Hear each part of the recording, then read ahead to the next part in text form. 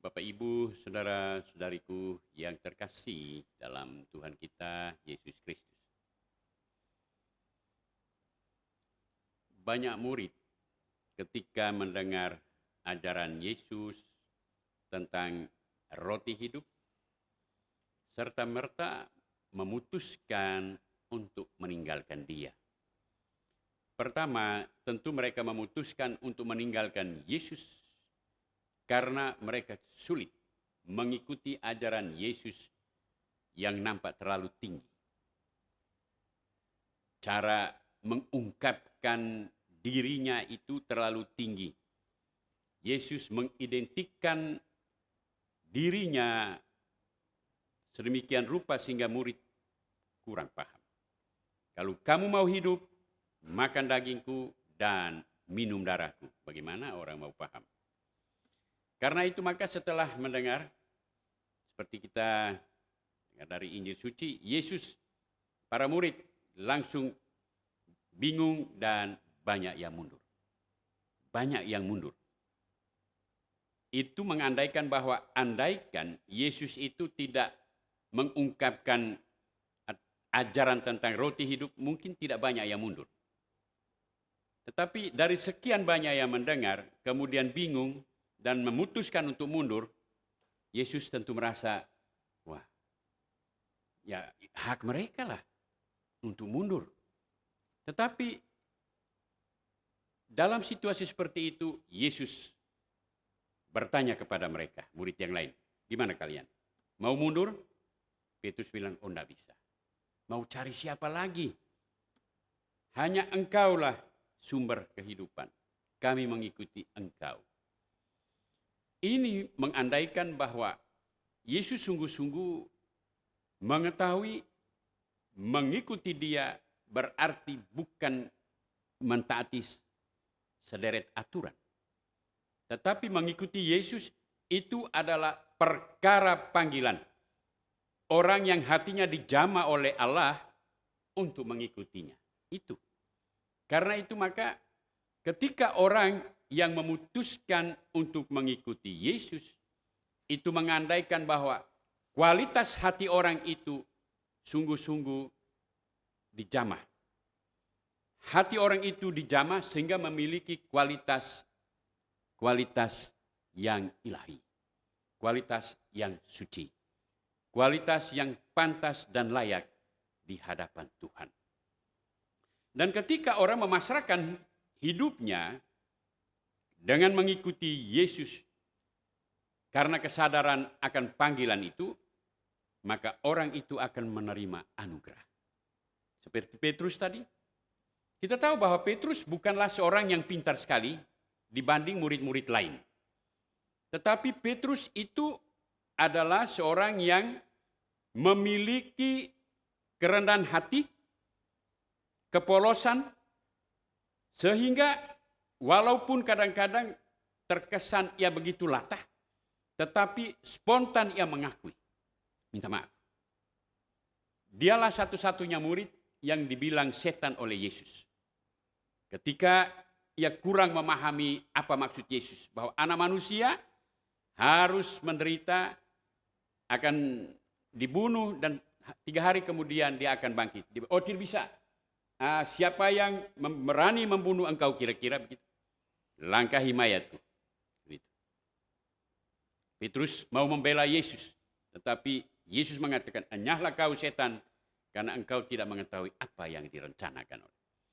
Nah, orang seperti Petrus ini, yang dalam banyak hal selalu nampak kelatahannya, tetapi serentak itu juga memiliki kerendahan hati untuk membarengi kelemahan-kelemahannya, mengimbangi kelemahan-kelemahannya, membuat Yesus menilai bahwa orang ini pantas mendapat anugerah.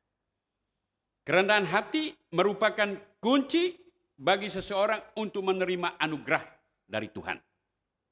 Dan karena itu maka Petrus mendapat anugerah bahwa dia diberikan hak untuk boleh pegang kunci kerajaan surga.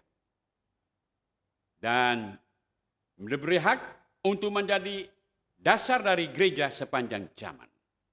cikal bakal munculnya kepemimpinan di dalam gereja Katolik mulai dari Paus Petrus sendiri sampai saat ini.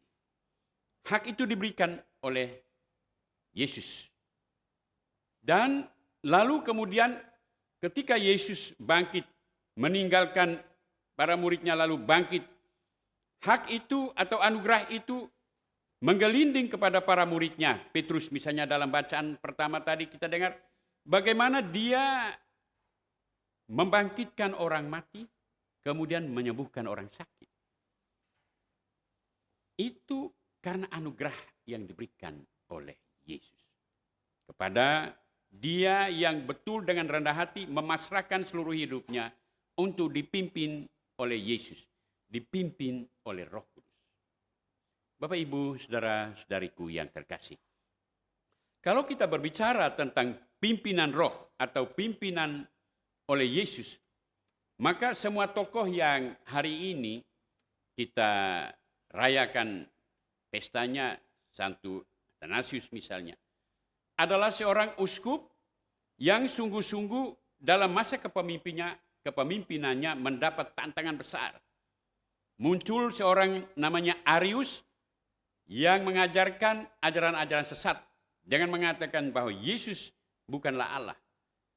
Yesus itu manusia unggul biasa yang sungguh-sungguh mempunyai daya untuk memancarkan hal-hal yang powerful, yang menakjubkan, tapi dia bukan Allah. Tantangan ini membuat umat Kristen pada saat itu bingung, tetapi Athanasius justru mengalami kekuatan yang hebat. Dia mendapat anugerah bahwa dalam situasi dan tantangan seperti ini tidak ada cara lain selain mengandalkan Tuhan. Mengandalkan Yesus yang telah memanggil dirinya untuk mengemban tugas sebagai pemimpin di dalam gereja. Kemudian yang berikut adalah Bunda Maria. Mengapa orang menghargai Bunda? Mengapa Bunda Maria dihargai begitu hebat di dalam gereja? Sampai ada orang mengatakan, kenapa peran Maria itu justru akan mengesampingkan peran Yesus? Tidak.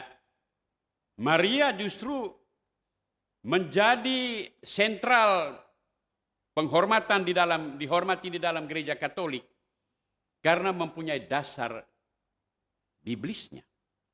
Di dalam Yohanes 19:26-27 ketika Stabat Mater, Bunda Maria berdiri di bawah salib. Di situ terjadi penyerahan. Yesus menyerahkan Maria kepada Yohanes dan Yohanes diserahkan kepada Maria. Ini adalah dasar di mana gereja Katolik sungguh-sungguh menjadikan ini sebagai alasan untuk menghargai Bunda Maria. Karena itu maka tidak benar kita tidak menyembah Bunda Maria, tapi kita menghargai Bunda Maria karena Maria adalah gerbang keselamatan. Darinya lah Yesus Kristus Sang Juru Selamat datang ke dunia ini. Kelirulah kalau kita katakan kita menyembah Bunda. Tidak menyembah Bunda. Bunda Maria di dalam perjalanan atau siarah gereja sepanjang zaman, perannya itu luar biasa.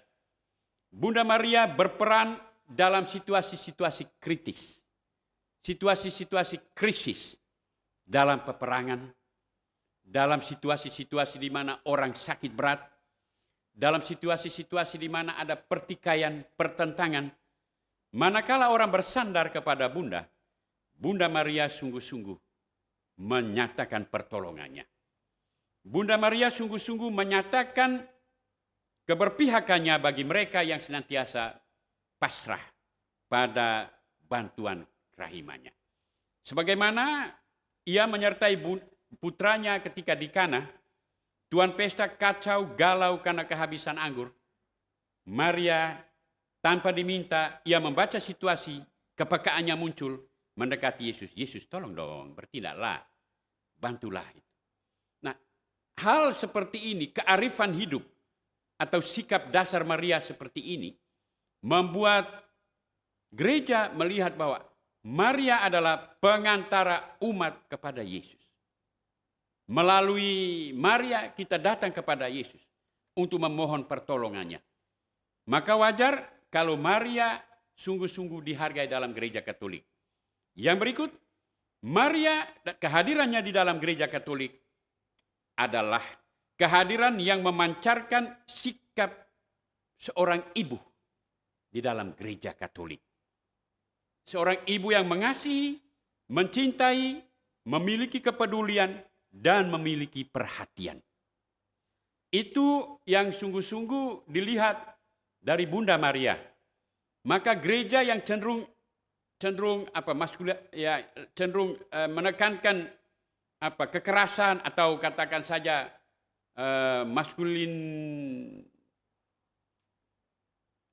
semangat maskulin justru diimbangi dengan semangat feminisme Maria. Dengan itu gereja sungguh-sungguh memiliki keseimbangan sebagai bapak dan sebagai ibu. Karena itu maka rumusan-rumusan doa, dogma dan sebagainya itu senantiasa menekankan bahwa gereja itu adalah ibu yang senantiasa mengasihi dan mencintai umatnya. Itu terinspirasi dari Bunda Maria. Karena itu Bapak Ibu saudara-saudariku terkasih, dalam situasi di mana kita sekarang berada dalam COVID-19 ini, pandemi COVID-19 ini, kita seakan-akan kehilangan arah. Kita seakan-akan tidak yakin akan penyelenggaraan dan perlindungan Tuhan. Maka mungkin akan muncul pertanyaan, apakah kamu mau mundur dari saya? Apakah kamu juga mau pergi dari saya? Apakah kamu tidak bersandar pada saya? Kita tidak punya alasan untuk bisa berpaling dari Yesus. Kita tidak punya alasan untuk juga berpaling dari pertolongan kita kepada Bunda Maria untuk mendoakan kita kepada Yesus putranya. Sebagai umat yang senantiasa menyadari panggilan sebagai murid Kristus, kita tetap mengandalkan Yesus di dalam situasi hidup kita saat ini. Kita langsung mendekati Yesus atau mohon pertolongan doa-doa Bunda. Karena kita yakin bahwa Bunda Maria senantiasa memiliki kepedulian dengan setiap orang yang datang bersandar padanya. Bapak, Ibu, saudara-saudariku terkasih, semoga dalam situasi hidup saat ini kita tetap memiliki hati yang teguh untuk mengandalkan Yesus dan Bundanya dalam kesempatan di mana kita merasa seperti hidup ini terkungkung dalam satu sangkar yang membuat kita tidak bisa berbuat apa-apa.